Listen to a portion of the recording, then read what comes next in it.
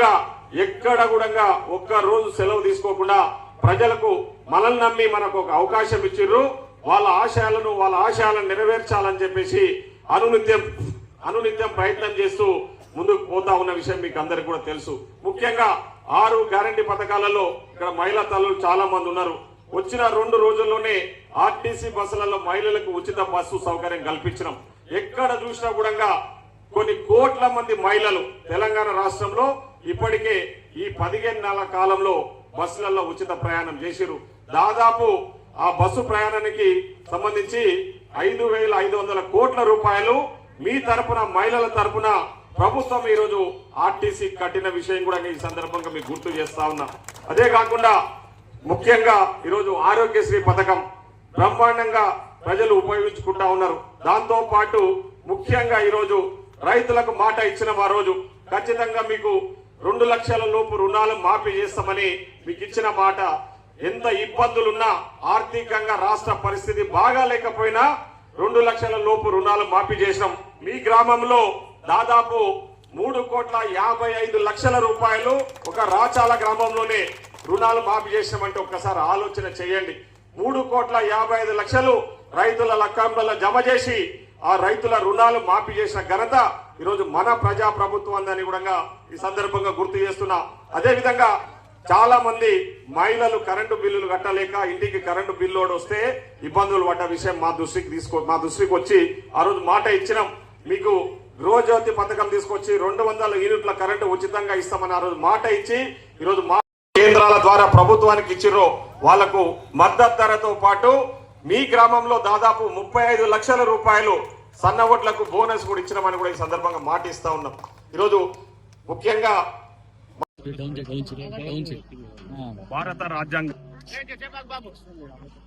భారత రాజ్యాంగం అంటేనే మనందరి భవిష్యత్తు, మన హక్కులను మనం అనుభవిస్తున్నామంటే దానికి ప్రధాన కారణం భారత రాజ్యాంగం.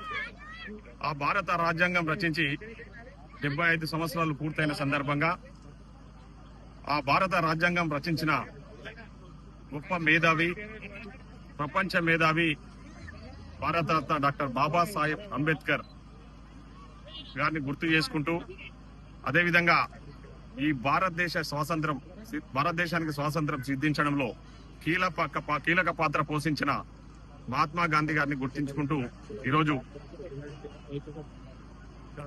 ఏఐసిసి అధ్యక్షులు శ్రీ మల్లికార్జున ఖార్గే గారు, అదేవిధంగా మా నాయకులు రాహుల్ గాంధీ గారు, శ్రీమతి సోనియా గాంధీ గారి ఆదేశాల మేరకు దేశవ్యాప్తంగా జై బాపు, జై భీమ్, జై సంవిధాన్ అనే కార్యక్రమాన్ని తీసుకొని ప్రతి గ్రామంలో పాదయాత్రలు చేస్తూ ప్రజలందరినీ మమేకం చేస్తూ మనమందరం ఒకటే, మనందరంకి హక్కులు కల్పించిన భారత రాజ్యాంగం పూర్తయి 75 సంవత్సరాలు పూర్తయింది. భారత రాజ్యాంగ పరిరక్షణ ధ్యేయంగా ఈ పాదయాత్రను మొదలుపెట్టడం జరిగింది. ఈరోజు కొందరు కేంద్ర ప్రభుత్వంలో ఉన్న బీజేపీ పార్టీ భారత రాజ్యాంగాన్ని అపహాస్యం చేస్తూ, అదేవిధంగా భారత రాజ్యాంగం రాసిన డాక్టర్ బాబాసాహెబ్ అంబేద్కర్ ను అపహాస్యం చేస్తూ వ్యవహరిస్తున్న తీరును మనం అందరూ కూడా చూస్తా ఉన్నాం. బీజేపీ పార్టీ రోజు కులాల మధ్యలో, మతాల మధ్యలో చిచ్చులు పెడుతూ ప్రజలను విభజించే విధంగా, ప్రజల మధ్యన తారతమ్యాలు తీసుకొచ్చే విధంగా బీజేపీ వ్యవహరిస్తున్న తీరును ప్రజలందరూ కూడా గమనిస్తా ఉన్నారు. సో ప్రజలందరూ కూడా ఏకతాటిపై ఉండాలి. మన రాజ్యాంగాన్ని మనం రక్షించుకోవాలి. ఆ రాజ్యాంగాన్ని రచించిన మేధావులను మనం స్మరించుకోవాలనే ఆలోచనతోనే ఈరోజు ఈ రాజ్యాంగ పరిరక్షణ కోసం జై బాబు, జై భీమ్, జై సంవిధాన్ పాదయాత్రలు చేపట్టడం జరిగింది. ఈరోజు దేవరకద్ర నియోజకవర్గం రాచాల గ్రామంలో ఈ కార్యక్రమానికి ముఖ్య అతిథులుగా సాంస్కృతిక శాఖ చైర్పర్సన్ గారు వెన్నెల గారు, అదేవిధంగా ఈ కార్యక్రమానికి ఇన్ఛార్జిగా వ్యవహరిస్తున్న గౌరీ సతీష్ గారు కూడా ఇక్కడికి రావడం జరిగింది. ఈరోజు రాచాల గ్రామంలో పెద్ద ఎత్తున ప్రజలందరూ కూడా ఈ జై బామ్, జై భీమ్, జై సంవిధాన్ కార్యక్రమంలో పాల్గొంటున్న విషయం మీరు అందరూ కూడా చూస్తా ఉన్నారు.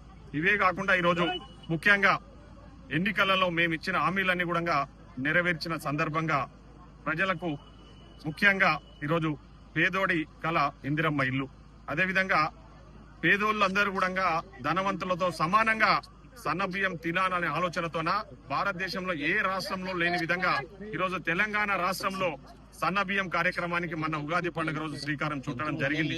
అదేవిధంగా భారతదేశ చరిత్రలో ఏ రాష్ట్రంలో కూడా జరగని కులగణన ఇక్కడ చేయడం జరిగింది.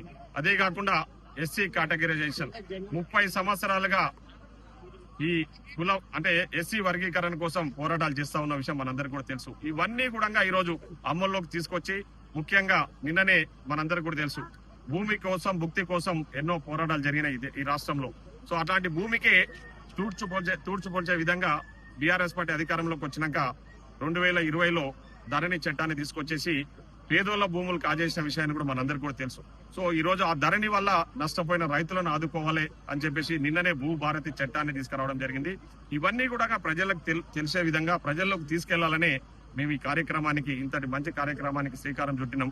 ఈ రోజు ప్రజలందరూ కూడా మమ్మల్ని ఆశీర్వదిస్తున్నందుకు సంతోషంగా ఉంది. Thank you. పల్లె పల్లెకు యాత్ర ఏప్రిల్ 2న మన తెలంగాణలో ఈ జై బాపు, జై భీమ్, జై సంవిధాన్, జై బాపు అనే పేరును మర్పించే విధంగా బీజేపీ కుట్ర పన్నుతున్నది. జై బాపు మన భారత దేశానికి స్వాతంత్రం శాంతియుతంగా ఇచ్చాడు. సత్యమేవ జయతి అనే మార్గాన్ని మనకు చూపించాడు. ఆ సత్యాన్ని ఎంచుకొని మనము మన బాబాసాహెబ్ అంబేద్కర్ అందించిన భారత రాజ్యాంగాన్ని రక్షించాలి అనే ఉద్దేశంతో పల్లె పల్లెకు ఈ శాంతి యాత్ర చేయడం జరుగుతుంది. అట్లాగే ఈ యాత్ర అనేది కంప్లీట్ 1 year వరకు ఉంటది. ప్రజలని మన భారత రాజ్యాంగం ఎందుకోసం రక్షించుకోవాలి, ఆ భారత రాజ్యాంగం ఉంటేనే మన భారతదేశం ఉంటది, రేపు భావితరాలు ఉంటాయనే నిజాన్ని మన ప్రజల్లోకి చేరవేయడానికి ఈ శాంతి యాత్ర నడుస్తుంది.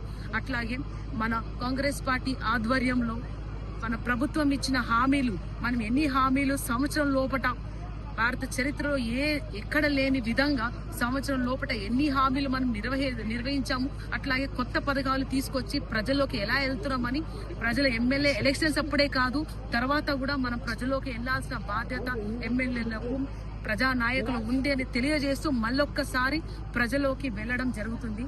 అదే ఈ జై భీమ్, జై బాపు, జై సంవిధాన్ యాత్ర.